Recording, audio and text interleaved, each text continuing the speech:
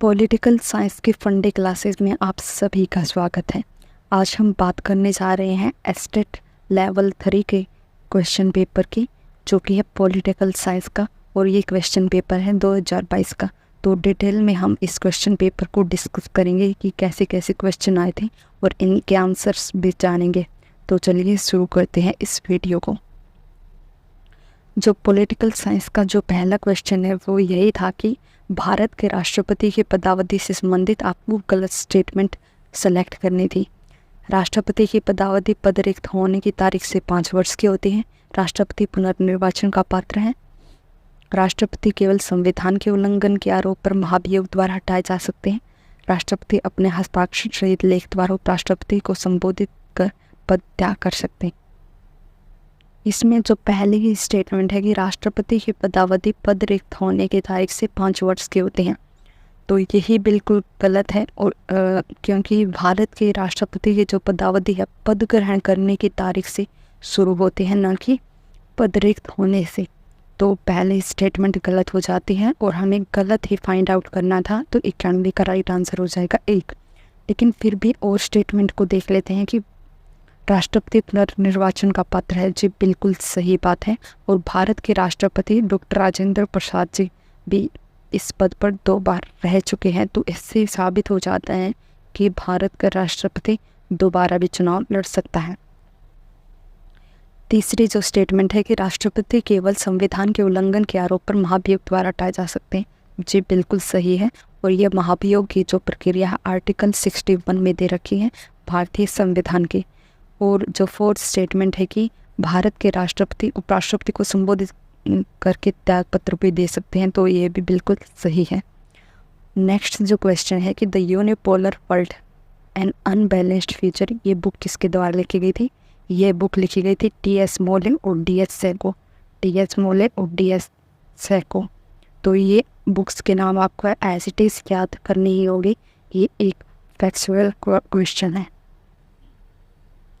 Next जो question है कि आपको लिस्ट 1 को लिस्ट 2 से मैच करना है कि केसी वहीयर ने भारत के संविधान को या शासकीय व्यवस्था को कहा था अर्धसंघीय। ए का हो गया 2। अलेक्जेंड्रोविच ने कहा था कि भारत का संविधान अनोखा है। बी का हो गया 1। एप्लबी ने कहा था कि भारतीय व्यवस्था अत्यंत संघीय है। सी का हो गया 4। और जेनिंग्स ने कहा था कि संघ प्रबल केंद्रीकरण की प्रवृत्ति के साथ, यानी कि संघीय सरकार शक्तिशाली है राज्यों की तुलना में, तो ये कहा था जेनिंग्स ने। तो इसका 93 का करेक्ट आंसर हो गया ए का 2। ए का 2 कहाँ पे है? 2 जगह है। बी का है 1, 2, 3rd, यानी कि 93 का सही आंसर हो गया 3rd, 3, 2, 1, 4, 3। एक बार में देख लेते हैं। केसी वहीयर ने कहा है कि अर्धसंघीय है भारतीय शासन प्रणाली। अलेक्जेंड्रोविच ने कहा कि भारतीय संविधान है अनोखा है। एप्लबी ने कहा कि भारतीय व्यवस्था है जो अत्यंत संघीय है। और जेनिंग्स ने कहा था कि संघ प्रबल केंद्रीकरण की प्रवृत्ति के साथ उपस्थित है। जो नेक्स्ट क्वेश्चन है, विदेश नीति कार्यप्रणाली को सुधार करने के लिए एन.आर. पिल्लई समिति का गठन किस प्रधानमंत्री द्वारा किया गया था? तो ये जो कमेटी है जवाहरलाल नेहरू जी के द्वारा गठित की गई थी और इस कमेटी ने अपनी रिपोर्ट 1966 में दी थी। नेक्स्ट जो क्वेश्चन है, भारत का प्रथम आणविक सिद्धांत औपचारिक रूप से कब जारी हुआ? ये जारी हुआ था जनवरी 2003 में, और उस समय हमारे प्रधानमंत्री थे श्री अटल बिहारी वाजपेयी जी। तो 95 का राइट आंसर हो गया 3। नेक्स्ट क्वेश्चन भी लिस्ट 1 लिस्ट 2 से मैच करनी है और ये विधान परिषद से रिलेटेड है। तो कितनी सीटें कौन से राज्य में विधान परिषद की है, इससे ही मैच करना है हमें। तो आंध्र प्रदेश, हम बिल्कुल आसान तरीके से इसे देखेंगे। तेलंगाना सबसे छोटा है, तो तेलंगाना की सीटें हैं 40। डी का है 2। एक ही ऑप्शन है जिसमें डी का 2 है, यानी कि 96 का आंसर हो जाएगा 2। फिर भी हम देख लेते हैं। तेलंगाना की सीटें हैं 40, आंध्र प्रदेश की सीटें हैं 58, बिहार की सीटें हैं बिहार की सीटें अगर बात की जाए तो 75 और महाराष्ट्र की सीटें हैं 78। जी बिल्कुल सही मैच हो गया। बिहार की सीटें, आंध्र प्रदेश की सीटें हैं 58, बिहार की सीटें हैं 75, महाराष्ट्र की सीटें हैं 78, तेलंगाना की सीटें हैं 40। और इसके अलावा 2 और ऐसे राज्य हैं जिनमें विधान परिषद है, वो राज्य है कर्नाटक और उत्तर प्रदेश।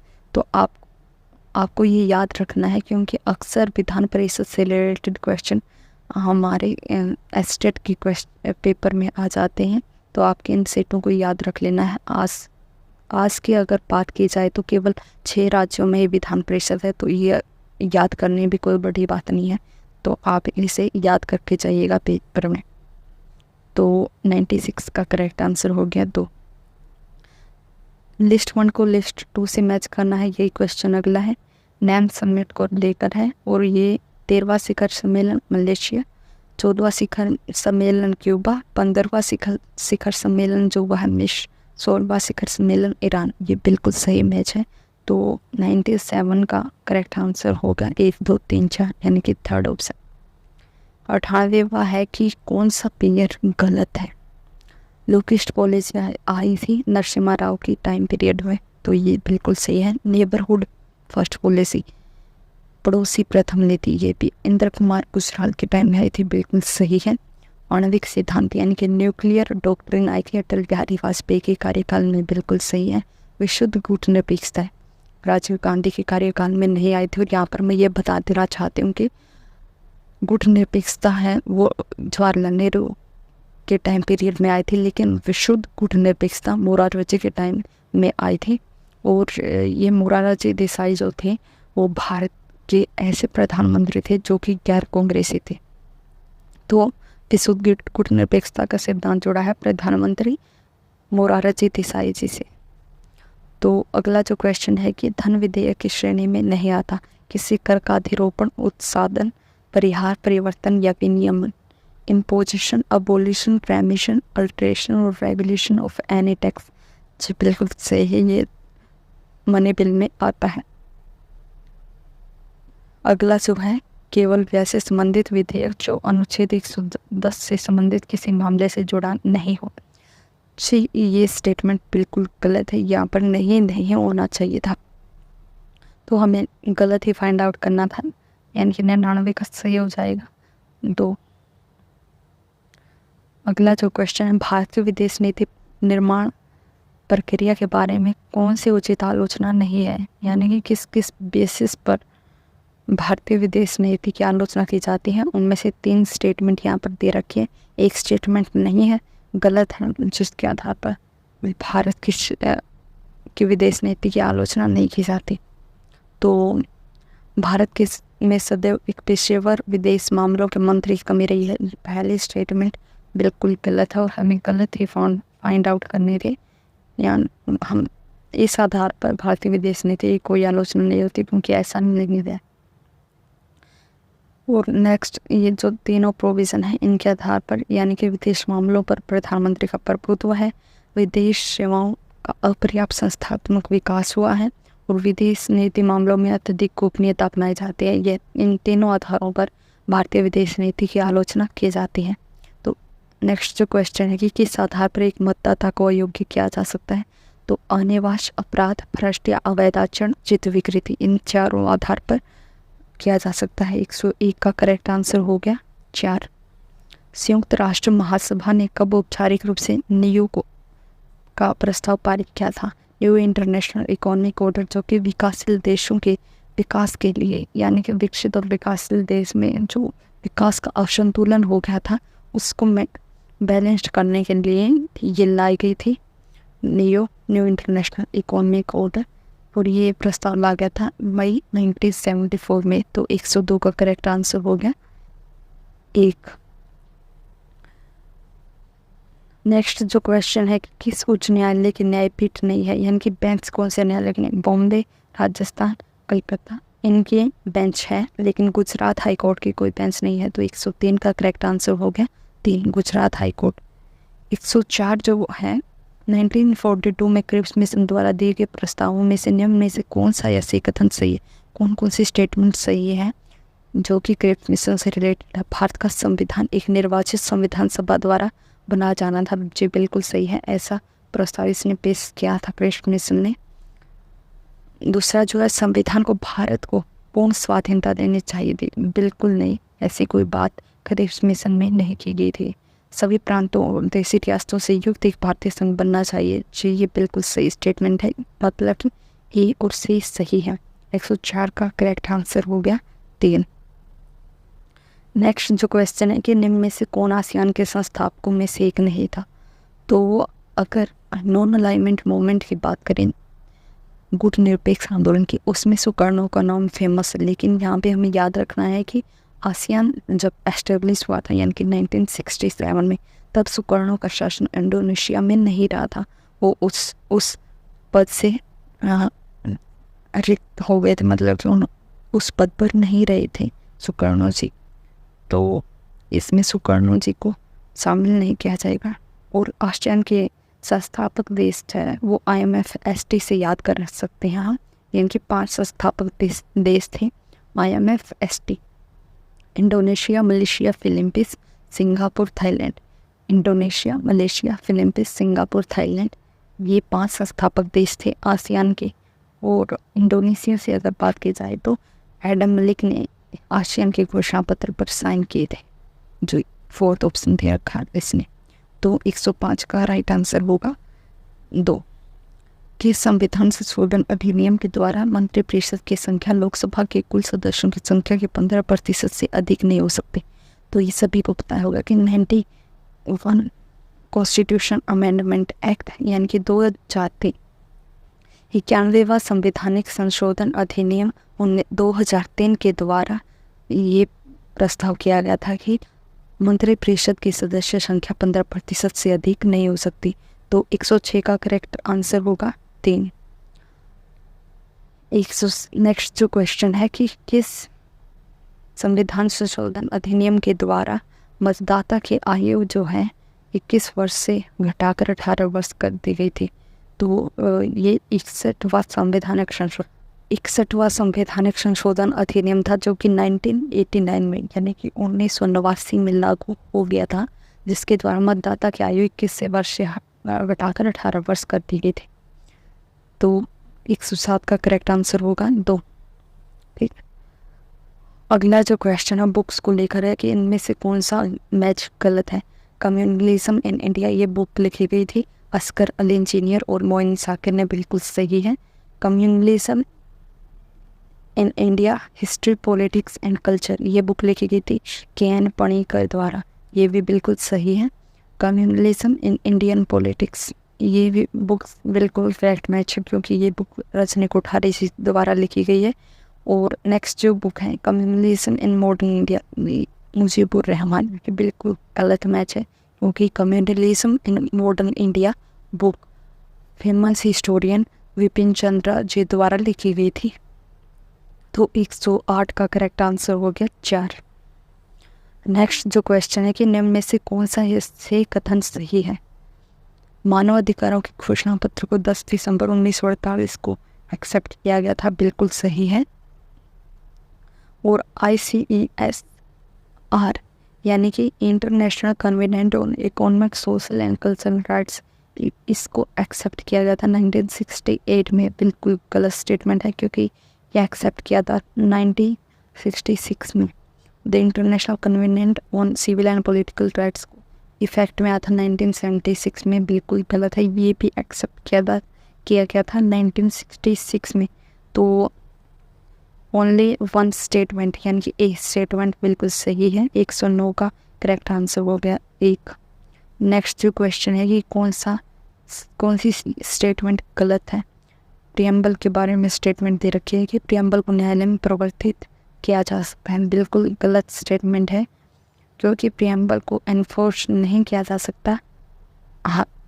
नहीं, तो ये आपको याद रखना है कि प्रियम्बल को प्रवर्तित या लागू नहीं किया जा सकता हाई कोर्ट या सुप्रीम कोर्ट में।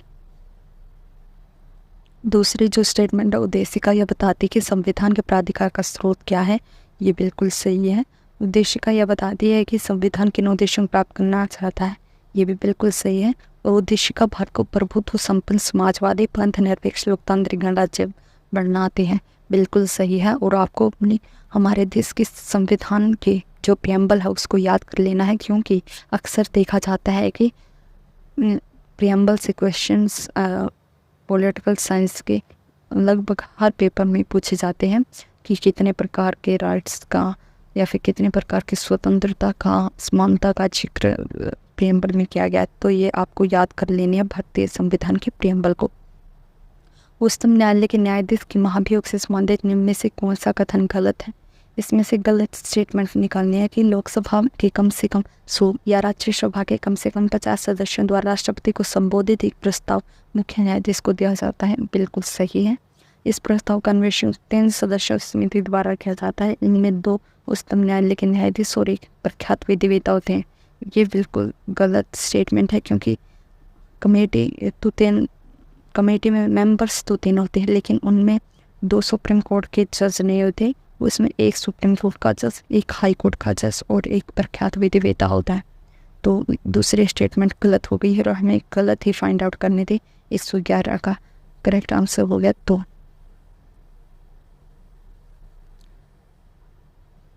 नेक्स्ट जो क्वेश्चन है, निम्नलिखित में से कौन सा राज्य वित्त आयोग का कार्य नहीं है? पंचायतों की वित्तीय स्थिति की समीक्षा करना जी बिल्कुल करता है ये राज्य वित्त आयोग। पंचायतों के सहायता अनुदान के लिए सिफारिश करना बिल्कुल सही है। पंचायतों को वस्तु एवं सेवा कर के हिस्से की सिफारिश करना बिल्कुल गलत, ऐसा कुछ राज्य वित्त आयोग नहीं करता। पंचायतों के विभिन्न सत्रों के बीच करागमों के वितरण की सिफारिश करना बिल्कुल सही है। 112 का करेक्ट आंसर हो गया 3। कौन सा पेयर गलत है आपको फाइंड आउट करना है। इंदिरा साहनी केस जो आया था वो 1992 में, बिल्कुल सही है। केशवानंद भारतीवाद आया था 1973 में, बिल्कुल सही है।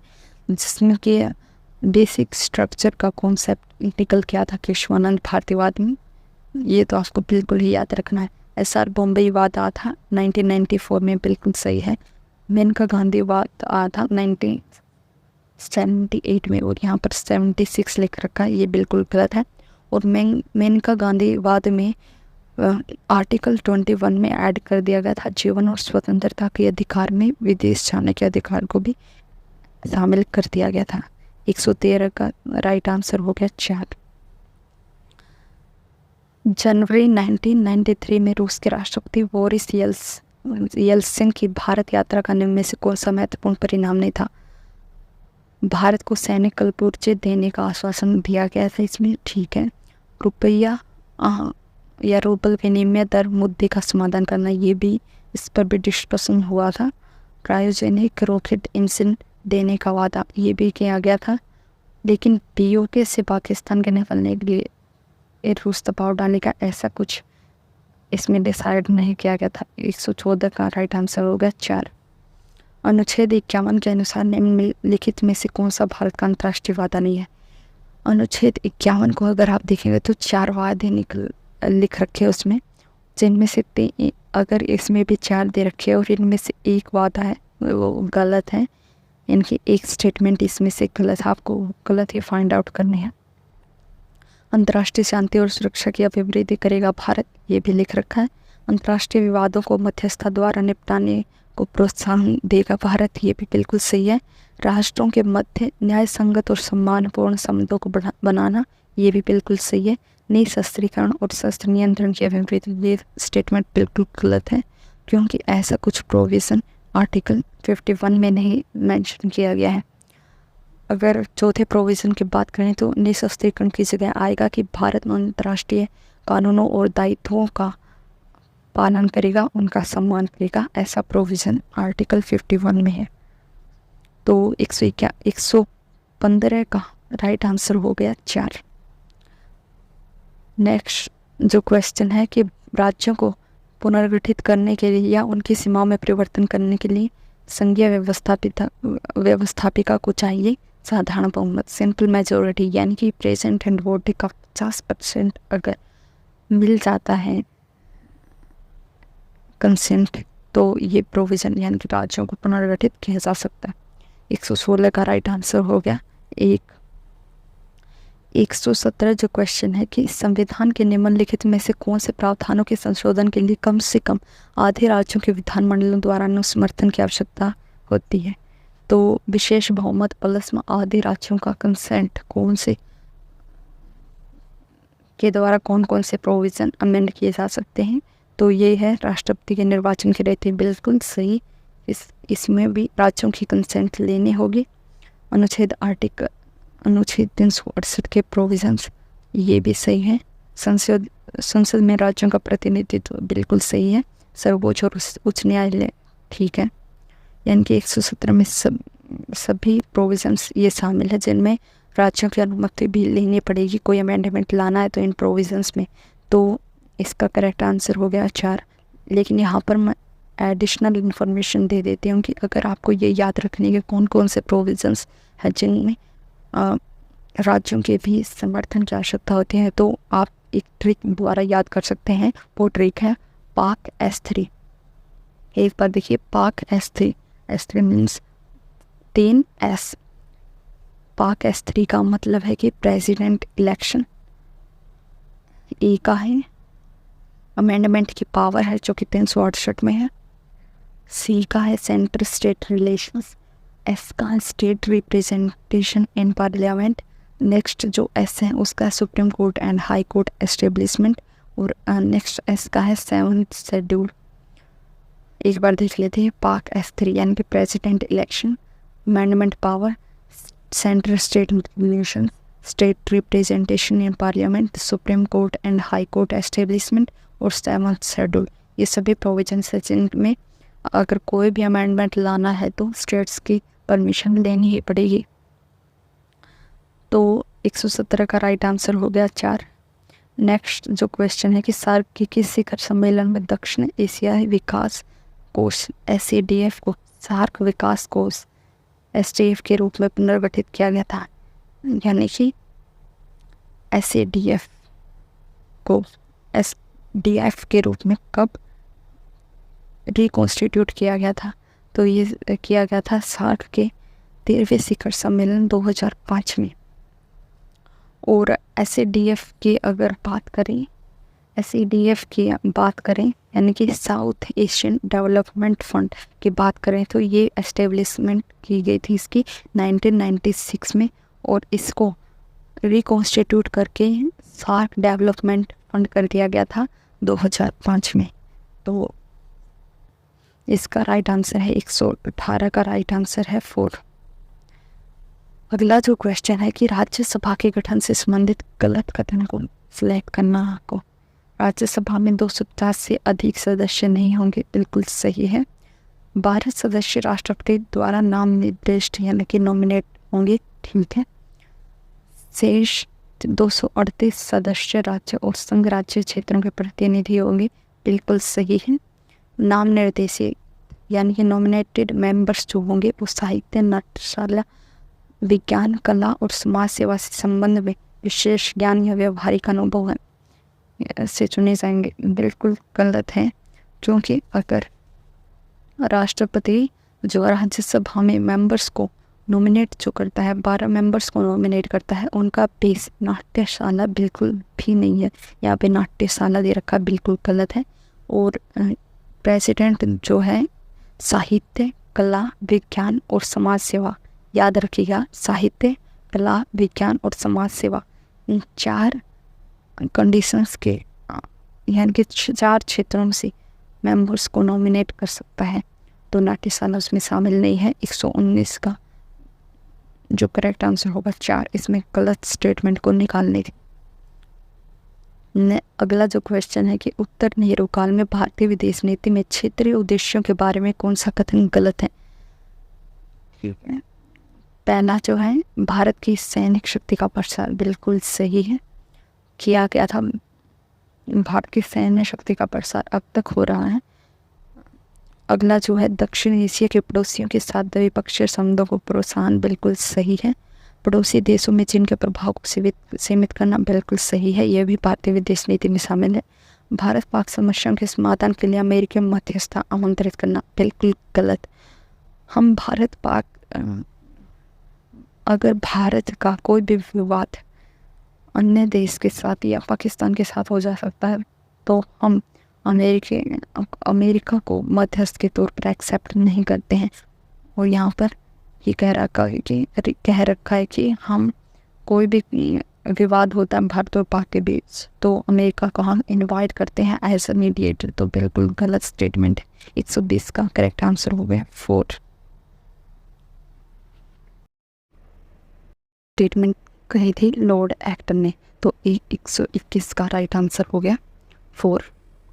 अगला जो क्वेश्चन है कि निम्नलिखित में से कौन सी संयुक्त राष्ट्र की वीटो व्यवस्था की अनुचित आलोचना है।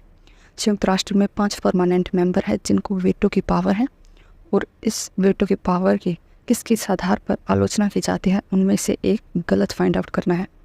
तो देखते हैं, यह समानता के सिद्धांत का उल्लंघन है, तो बिल्कुल सही है, क्योंकि अगर कोई भी यूएन का मेंबर है तो उसके पास समान शक्ति होनी चाहिए। परमानेंट को नॉन परमानेंट मेंबर्स को अगर शक्ति की बात की जाए तो बहुत ही असमानता है। तो ये पहले जो स्टेटमेंट है वो बिल्कुल सही है। अगला जो है कि यह विश्व जनमत की अवहेलना करता है, तो ये भी बिल्कुल सही है, क्योंकि अगर किसी एक मुद्दे पर कोई एक राष्ट्र परमानेंट मेंबर असहमत है तो उस प्रस्ताव को पारित नहीं किया जा सकता, चाहे कितने ही देश उसके पक्ष में हो। तो ये सीधा ग्लोबल ओपिनियन को इग्नोर करता है, तो ये भी आलोचना सही है। यह स्थायी सदस्यों की निरंकुशता का प्रतीक है, जी बिल्कुल।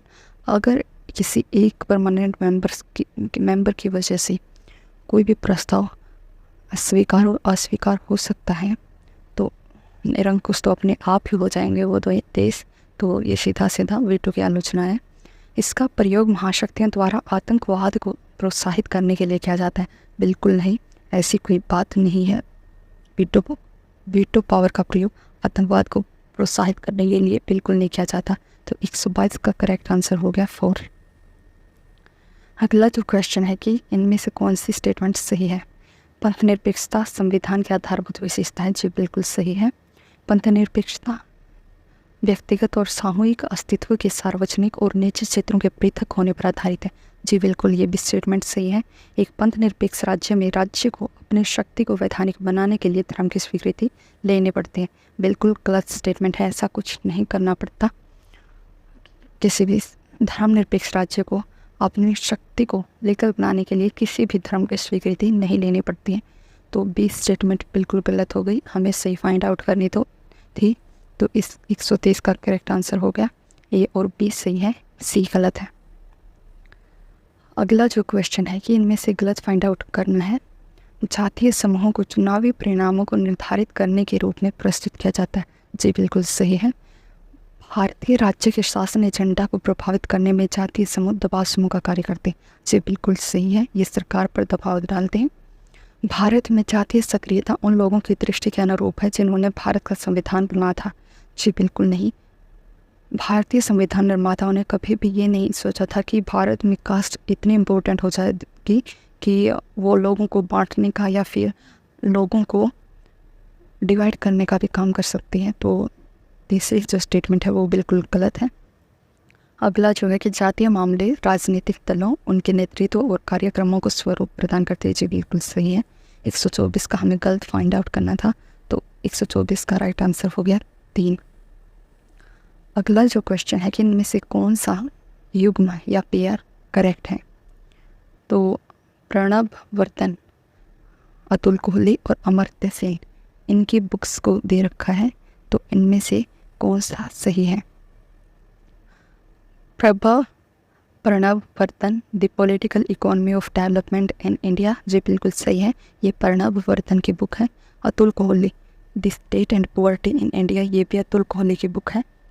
Amartya Sen, development as freedom, जी बिल्कुल सही है, ये अमर्त्य सेन जी की बुक है। तो ये तीनों ही स्टेटमेंट बिल्कुल सही है, तो 125 का राइट आंसर हो गया 4, ए बी सी सही है।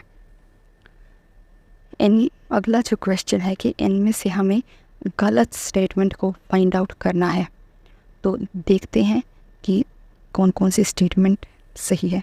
संसद विधि द्वारा किसी राज्य में से उसका राज्य क्षेत्र अलग करके अथवा दो या अधिक राज्यों को या राज्यों के भागों को मिलाकर अथवा किसी राज्य क्षेत्र को किसी राज्य के भाग के साथ मिलाकर एक नए राज्य का निर्माण कर सकेगी। जी बिल्कुल कर सकेगी, संसद को यह पावर दी गई है संविधान द्वारा। संसद विधि द्वारा किसी राज्य का क्षेत्र बढ़ा सकेगी। जी बिल्कुल सही है ये भी स्टेटमेंट। संसद विधि द्वारा किसी राज्य का क्षेत्र घटा सकेगी। जी बिल्कुल ये भी सही स्टेटमेंट है। संसद विधि द्वारा भारत के संविधान की संघीय संरचना में परिवर्तन कर सकेगी, यानी कि फेडरल स्ट्रक्चर में चेंज कर सकती है। तो ये बिल्कुल गलत स्टेटमेंट है। और यहाँ पर ये भी बता देना चाहूँगी कि ये क्यों गलत है। दरअसल हुआ ये था कि 24 अप्रैल 1973 में केशवानंद भारती वाद मामले में सुप्रीम कोर्ट ने डिसीजन लिया था कि कुछ प्रोविजंस संविधान के ऐसे हैं जो कि बेसिक स्ट्रक्चर में शामिल है, उनको सरकार किसी भी तरह से कम या ज़्यादा नहीं कर सकती। उनको ना संविधान से हटा सकती है और ना कम कर सकते हैं। तो उनमें से ही आधारभूत सिद्धांतों में ही शामिल है संघीय संरचना, भारतीय संविधान की संघीय संरचना। तो इसमें कोई भी परिवर्तन संसद नहीं कर सकती है। तो 126 का राइट आंसर हो गया 4। अगला जो क्वेश्चन है कि अधिकारों के वैधानिक सिद्धांत के बारे में कौन सी स्टेटमेंट गलत है, मतलब लीगल थ्योरी ऑफ राइट के बारे में पूछ रखा है। देखते हैं, अधिकार निरपेक्ष हैं, राइट्स आर एब्सोल्यूट।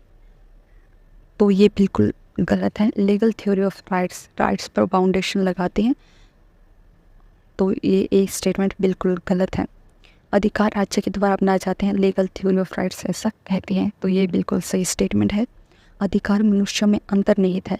जी बिल्कुल नहीं, ऐसी कोई statement legal theory of rights नहीं कहती हैं, ऐसा कुछ क्लेम लीगल राइट्स थ्योरी नहीं करती हैं। अगला जो है कि अधिकार कृत्रिम है।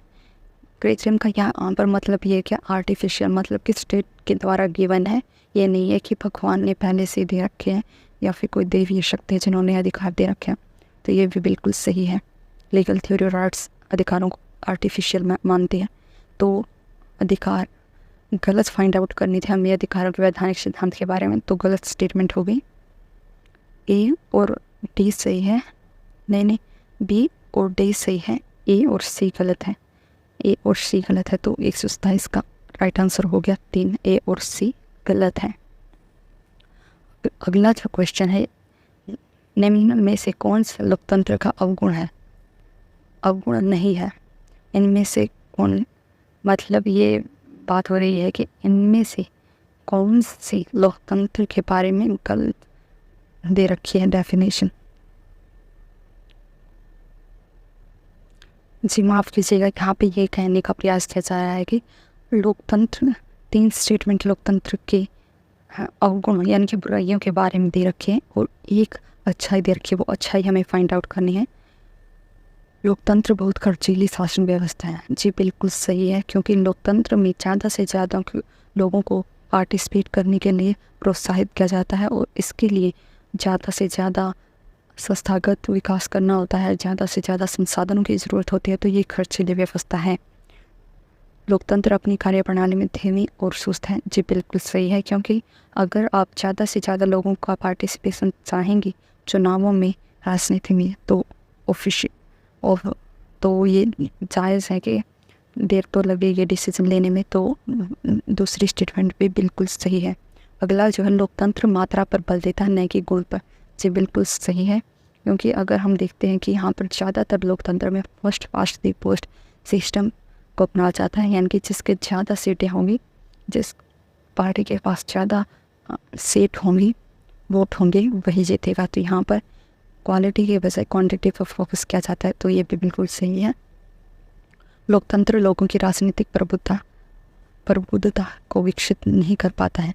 बिल्कुल गलत है, ये लोकतंत्र का अवगुण नहीं है, क्योंकि लोकतंत्र ज़्यादा से ज़्यादा लोगों के पार्टिसिपेशन को प्रमोट करता है और इनसे लोगों में राजनीतिक प्रबुद्धता यानी कि पॉलिटिकल इंटेलिजेंस का विकास होता है। तो 128 का राइट आंसर होगा 4। ये लोकतंत्र का अवगुण नहीं है, ये इसका 128 का करेक्ट आंसर होगा 4। अगला जो क्वेश्चन है कि भारतीय संविधान निर्माताओं की धर्मनिरपेक्ष राज्य बनाने की ख्वाहिश अनिवार्यता भारत की बहुल सामाजिक व्यवस्था के प्रति अनुक्रिया थी। तो बिल्कुल सही स्टेटमेंट है, क्योंकि भारतीय संविधान निर्माताओं ने भारत में धर्मनिरपेक्ष राज्य को बनाने के लिए इसलिए प्रयास किए थे कि यहाँ पर अलग अलग जाति के अलग अलग धर्म के लोग हैं। तो ये बिल्कुल सही स्टेटमेंट है। भारतीय संविधान निर्माताओं ने समान नागरिक संहिता को राज्य के नीति निर्देशक तत्वों में स्थान दिया है। जी बिल्कुल सही है। और ये समान नागरिक संहिता यानी कि यूनिफॉर्म सिविल कोड ये दे रखी है संविधान के आर्टिकल 44 में। तो ए और दो अजर्शन और रीजन दोनों सही है, लेकिन ये एक दूसरे से रिलेटेड नहीं है। तो इसका करेक्ट आंसर हो गया 2। ए और आर व्यक्तिगत रूप से तो सही है, लेकिन आर एक ही सही व्याख्या नहीं है। 129 का हो गया राइट आंसर 2। अगला जो है कि अजर्शन और रीजन का ही स्टेटमेंट है कि अरस्तु की पद्धति वैज्ञानिक और यथार्थवादी है। अरस्तु की पद्धति वैज्ञानिक और यथार्थवादी है, बिल्कुल सही है। अरस्तु अपनी कल्पना को भविष्य में करते हैं और एक आदर्श राज्य सभी प्रस्तुत करते हैं। जी बिल्कुल गलत स्टेटमेंट है। ए सही है, आर गलत है। तो 130 का करेक्ट आंसर हो गया 3। अगला जो क्वेश्चन है कि कौन औद्योगिक लोकतंत्र यानी कि इंडस्ट्रियल डेमोक्रेसी के लेखक कौन है? ये है सिडनी वेब और ब्रिटिश वेब। यहाँ पर मैं ये बता देना चाहती हूँ कि ये सोशलिज्म को मेनली 2 पार्ट में डिवाइड किया जाता है। एक है इवोल्यूशनरी और एक है रिवोल्यूशनरी। यहाँ पर रिवोल्यूशनरी जो सोशलिज्म है वो रिलेटेड है मार्क्सिज्म से, और इवोल्यूशनरी सोशलिज्म है वो है ग्रेजुअल चेंजेस से, यानी कि सोसाइटी में धीरे धीरे कोई सुधार लाना है। तो अगर सिडनी वेब और ब्रिटिश वेब की बात करें तो ये इवोल्यूशनरी सोशलिज्म के ही एक सब टाइप फेबियनिज्म से रिलेटेड है, और ये भी सोशलिज्म का ही एक पार्ट है। तो इंडस्ट्रियल डेमोक्रेसी बुक के लेखक जो है सिडनी एंड ब्रिटिश वेब। अगला जो है क्वेश्चन वो है कि संयुक्त राष्ट्र सुरक्षा परिषद की सदस्य संख्या 11 से 15 बढ़ा दी गई। 1965 में बढ़ा दी गई थी ये। तो 132 का करेक्ट आंसर हो गया 2। 1965। डिबेटिंग ग्लोबलाइजेशन बुक के लेखक कौन है? ये है डेविड हेल्ड। 133 का राइट आंसर हो गया 4। अगला जो है कि अगर आपने पढ़ा होगा कहीं पर भी कि यूएन में एक है न्यास परिषद जो पहले थी, वो 1994 में ये अबोलिश कर दी गई। तब अलग अलग देशों को पिछड़े हुए देशों को एडमिनिस्टर करने का अधिकार दे रखा था कि वे वहाँ पर प्रशासन अपना चलाएंगे। तो उन्हीं की एक लिस्ट दे रखी है कि कौन सा देश किस देश के अंडर में था, कंट्रोल में था।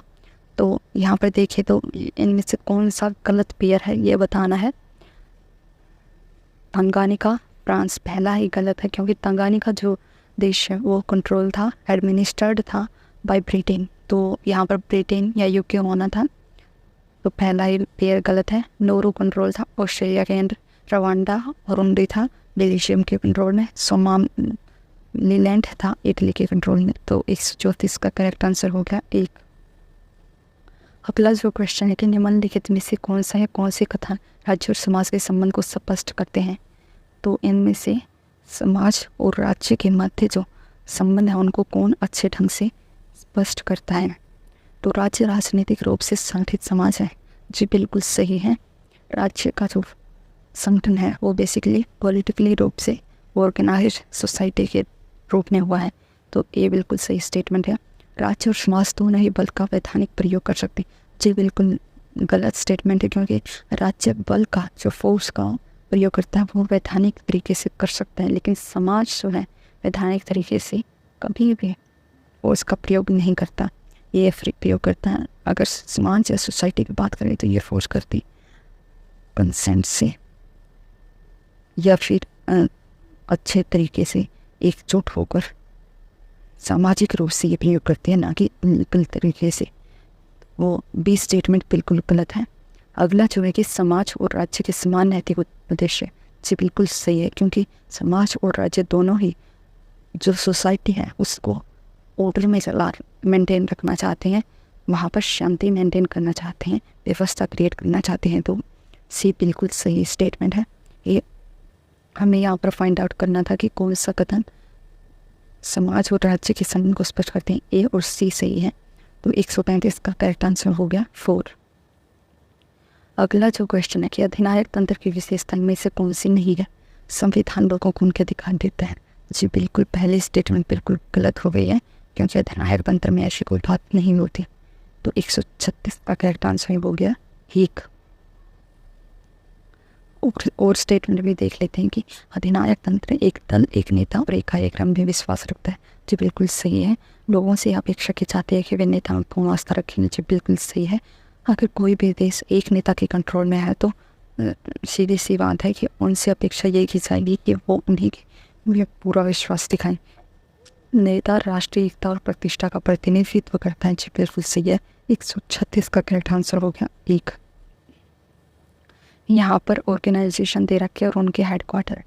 संयुक्त राष्ट्र औद्योगिक विकास संगठन का जो हेडक्वार्टर है वो है वियना में। अगला जो है अंतर्राष्ट्रीय श्रम संगठन का लंदन में।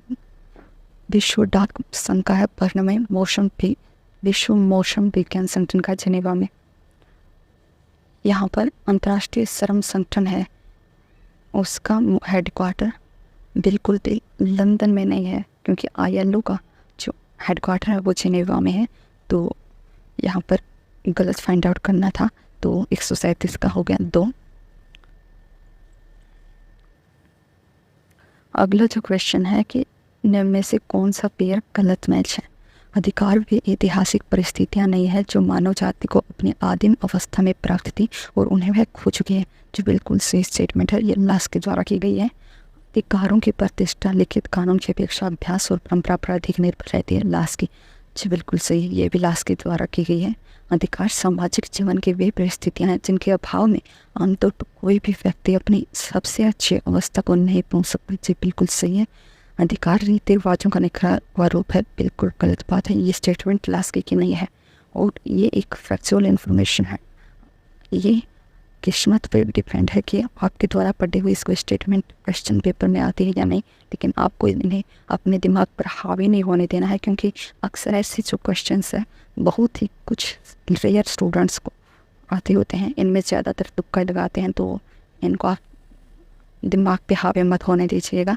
138 का करेक्ट आंसर हो गया 4। अगला जो क्वेश्चन है कि इनको लिस्ट 1 को लिस्ट 2 से मैच करना है। अटलांटिक चार्टर, याल्टा सम्मेलन, डम्बर्स्टन और सैन फ्रांसिस्को। अटलांटिक चार्टर जो आया था वो आया था 14 अगस्त 1941 में। 14 अगस्त 1941 में। याल्टा सम्मेलन जो आया था फरवरी 1945 में। फरवरी 1945 में। डम्बर्स्टन ओक्स आया था 1944 में। अक्टूबर 1944 में। सैन फ्रांसिस्को सम्मेलन हुआ था 25 अप्रैल से 26 जून 1945 में। तो 139 का करेक्ट मैच हो गया 3, 4, 1, 2, यानी कि 4। अटलांटिक चार्टर 1941 में। याल्टा सम्मेलन फरवरी 1945 में। डम्बर्टन ओक्स 1944 में। सैन फ्रांसिस्को अप्रैल जून 1945 में। अगला जो क्वेश्चन है कि इनमें से कौन सी सुमेलित नहीं है, मतलब कि कौन सी स्टेटमेंट गलत है।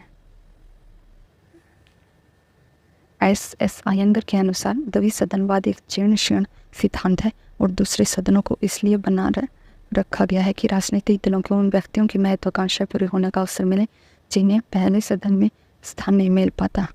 तो ये स्टेटमेंट SS आयंगर द्वारा की गई थी। अब BCS के अनुसार यदि दूसरा सदन पहले सदन से असहमत होता है तो वह शरारती और हानि पहुंचाने वाला है, और यदि सहमत होता है तो उसकी कोई ज़रूरत नहीं रह जाती। ये भी सही स्टेटमेंट है, सही मैच है। अगला है कि फाइनर ने ये कहा था क्या कि यदि दोनों सदन सहमत होते हैं तो कानूनों की नई पूर्णता और विवेकशीलता पर हमारा विश्वास और भी पक्का हो जाता है। यदि वे असहमत होते हैं तो लोगों को अपने दृष्टिकोण पर फिर से विचार करने का अवसर मिलता है। तो ये भी स्टेटमेंट बिल्कुल मैच है। बेंजामिन फ्रैंकलिन ने कहा था कि दूसरा सदन चाहे वह जिस प्रकार का क्यों ना हो या होने से अच्छा है। तो ये स्टेटमेंट बेंजामिन फ्रैंकलिन के द्वारा की गई थी। 140 का करेक्ट आंसर। ये जो स्टेटमेंट है बेंजामिन फ्रैंकलिन के द्वारा नहीं कही गई थी, तो हमें गलत फाउंड आउट करना था। 140 का करेक्ट आंसर हो गया 4। अगला जो है कि संस्थान है और उनकी स्थापना वर्ष है, इनमें से कौन सा पेयर गलत है। मानसी की स्थापना 1978 में हुई थी, ठीक है। जागोरी की स्थापना हुई थी 1984 में, बिल्कुल सही है। फोरम अगेंस्ट रेप की स्थापना 1980 में हुई थी, बिल्कुल सही है। सेवा, यहाँ पर सेवा की स्थापना की बात की जाए तो ये 1972 में हुई थी, ना कि 1976 में। तो इसका 141 का करेक्ट आंसर हो गया 4। अगला जो क्वेश्चन है, लिस्ट 1 को लिस्ट 2 से मैच करना है। आपको इनका तो पता ही होगा। साइलेंट वैली का जो साइलेंट वैली है केरल में। दलित पैंथर जो मूवमेंट हुई थी वो महाराष्ट्र में हुई थी। नवनिर्माण आंदोलन हुआ था गुजरात में हुआ था। चिपको आंदोलन जो हुआ था उत्तराखंड में हुआ था। तो एक का 3, बी का है 4, तो 3 4 2 1, 142 का करेक्ट आंसर हो गया 3 3 4 2 1।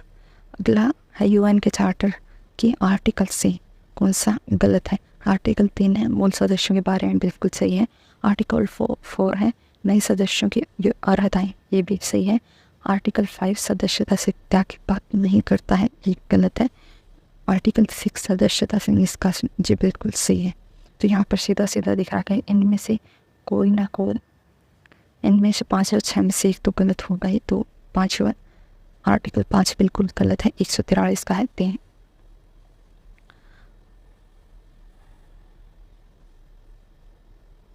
जो क्वेश्चन है कि संयुक्त राष्ट्र चार्टर के पुनर्समीक्षा और संशोधन से संबंधित निम्न में से कौन सा कथन गलत है।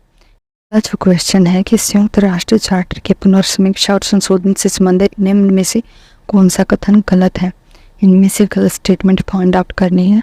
संयुक्त राष्ट्र के घोषणा पत्र में अध्याय 18 के अनुच्छेद 108 और 9 पुनर्समीक्षा और संशोधन के प्रावधान से संबंधित है, बिल्कुल सही स्टेटमेंट है ये। संयुक्त राष्ट्र घोषणा पत्र में कोई भी संशोधन तब प्रभावी होता है जब सुरक्षा परिषद के सभी स्थायी सदस्य और 2/3 सदस्य संयुक्त राष्ट्र सदस्य इसका समर्थन करें, तो बिल्कुल सही है। अगला जो है कि घोषणा पत्र की पुनर्समीक्षा के लिए संयुक्त राष्ट्र का साधारण सम्मेलन संघ के 2/3 सदस्यों और सुरक्षा परिषद के 10 सदस्यों के समर्थन से आयोजित किया जा सकता है, बिल्कुल गलत स्टेटमेंट है और हमें गलत ही फाइंड आउट करना था। 144 का हो गया 3 राइट आंसर। अगला जो क्वेश्चन है कि किस विचारक ने लोकतंत्र के बारे में क्या कहा है। लिस्ट 1 को लिस्ट 2 से मैच करना है। तो जी सार्तोरी ने लोकतंत्र के बारे में कहा था कि जो अस्तित्व में नहीं है उसके लिए बड़ा नाम, जो अस्तित्व में नहीं है उसके लिए बड़ा नाम है। जे सार्तोरी ने कहा है, ये स्टेटमेंट ए का हो गया 2। JR ल्यूकस, इन्होंने लोकतंत्र के बारे में कहा था कि संज्ञा है पर विश्लेषण होना चाहिए। Is a noun but should be an objective, तो बी का हो गया 3। बर्नार्ड क्रीक ने कहा था कि वो सभी की रखेल है। लोकतंत्र को इस बर्नार्ड क्रीक ने ये कहा था कि वो सभी की रखेल है। सी का हो गया 1 और डी का हो गया ग्रेनस्टन ने कहा था कि भिन्न लोगों के मस्तिष्क में भिन्न सिद्धांत है पर है कुछ नहीं, तो डी का हो गया 4। तो इसका करेक्ट आंसर हो गया 2 3 1 4। तो 145 का करेक्ट आंसर है 3। अगला जो क्वेश्चन है फेमस ऑपरेशंस है कि कौन से ऑपरेशंस कब चलाए गए थे, मैच करना है हमें। तो ऑपरेशन तलवार हुआ था 1999 में कारगिल युद्ध के समय। तो ए का हो गया, तो वही ऑपरेशन तलवार जो फेमस है कारगिल वार में नौसेना यानी कि इंडियन नेवी द्वारा चलाया गया ऑपरेशन था ऑपरेशन तलवार। अगला जो है ऑपरेशन शक्ति था कि जब भारत में दूसरी बार परमाणु परीक्षण की गई थी 1998 में अटल बिहारी वाजपेयी जी के कार्यकाल में, तब उस ऑपरेशन को नाम दिया गया था ऑपरेशन शक्ति। और जब पहली बार परमाणु परीक्षण की गई थी तब उसको नाम दिया गया था स्माइलिंग बुद्धा, जो कि 1974 में किए गए थे। अगला जो ऑपरेशन है कि मेघदूत, ऑपरेशन मेघदूत। ऑपरेशन मेघदूत जो है 1984 में चलाया गया था। ये संयुक्त राष्ट्र संघ ने जो अपने मेंबर्स को श्रीलंका में शांति मिशन के लिए भेजा था, उनमें ही भारतीय जो सेना शामिल थे, उन्होंने ऑपरेशन मेघदूत चलाया था। ऑपरेशन खुखरी ये 2000 में चला गया था भारतीय सशस्त्र सेना द्वारा, और इसके दोबारा सियाचिन ग्लेशियर पर वापस से हमारा अधिकार जमाने के लिए ये ऑपरेशन चला गया था। तो 146 का अगर करेक्ट आंसर की बात करें तो ऑपरेशन तलवार था। 99 में ए का है, तो ए का तो 2 जगह है, बी का है 1, बी का 1 पे कहीं है। ऑपरेशन मेघदूत था 2000 में। ऑपरेशन मेघदूत 1984 में था। 2143 तो 2143 हो गया 1 में, तो 146 का करेक्ट आंसर हो गया 1। जसोले के बारे में निम्नलिखित में से कौन सा स्टेटमेंट सही है, फाइंड आउट करना है हमें। नागरिकता प्रदान करने में जन्म स्थान निर्देशक आधार है, बिल्कुल सही है। जन्म का जो स्थान होगा उससे ही जसोले कहा जाएगा। जन्म इस सिद्धांत के अनुसार एक नागरिक के विदेश में जन्मे बच्चे विदेशी हो जाते हैं, बिल्कुल सही स्टेटमेंट है। विदेशी माता पिता के देश में, विदेशी माता पिता के देश के भीतर पैदा हुए बच्चे वहाँ के नागरिक हो जाते हैं, जी बिल्कुल सही है। तो जसोले के संबंध में ये तीनों स्टेटमेंट बिल्कुल सही है, तो इसका करेक्ट आंसर हो गया 3। अगला जो क्वेश्चन है कि निम्नलिखित में से कौन से विचारक आर्थिक समानता को राजनीतिक स्वतंत्रता की पूर्व शर्त मानते हैं, तो वो ये मानते हैं लास्की। तो 148 का करेक्ट आंसर हो गया 1। अगला जो क्वेश्चन है कि अध्यक्षात्मक व्यवस्था के बारे में कौन सी स्टेटमेंट गलत है। सरकार के 3 अंगों में शक्तियों का प्रतिकरण है, जी बिल्कुल सही है। अध्यक्ष को आसानी से पदच्युत नहीं किया जा सकता, जी बिल्कुल सही है। कार्यपालिकीय शक्ति अविभाजित होती है, ये एक अध्यक्ष नहीं होते जो राज्य का मुखिया वो सरकार का मुखिया होता है, जी बिल्कुल सही है। कार्यपालिका को अविश्वास द्वारा भंग किया जा सकता, बिल्कुल गलत है। ऐस कार्यपालिका को अविश्वास द्वारा संसदीय शासन व्यवस्था में भंग किया जा सकता है, ना कि अध्यक्षात्मक व्यवस्था में। इसके हम अमेरिका में देख सकते हैं कि ये ऊपर की तीनों स्टेटमेंट अमेरिका की जो शासन व्यवस्था है उससे मैच करते हैं। लास्ट की जो स्टेटमेंट है भारत की संसदीय शासन प्रणाली से मैच करते हैं। तो 149 का राइट आंसर हो गया 4। अगला जो अजर्सन रीजन का स्टेटमेंट है कि भारत में राज्य व्यवसाय के संबंधों को बदलने के लिए वैश्वीकरण ने प्रोत्साहन दिया और जगह प्रदान की, जी बिल्कुल सही स्टेटमेंट है। वैश्वीकरण ने रीजन यह दे रखा है कि वैश्वीकरण ने विदेश पूंजी और विदेशी बाजार में भारतीय पूंजी की नीति निर्माण प्रक्रिया में अधिक महत्वपूर्ण रहा। जब वैश्वीकरण ने विदेशी पूंजी और विदेशी बाजार में भारतीय पूंजी को नीति निर्माण प्रक्रिया में अधिक महत्वपूर्ण बनाया, बिल्कुल सही स्टेटमेंट है।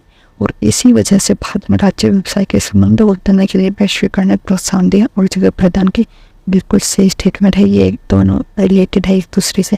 तो 150 का राइट आंसर हो गया 1। ER दोनों सही है और R एक ही सही व्याख्या है।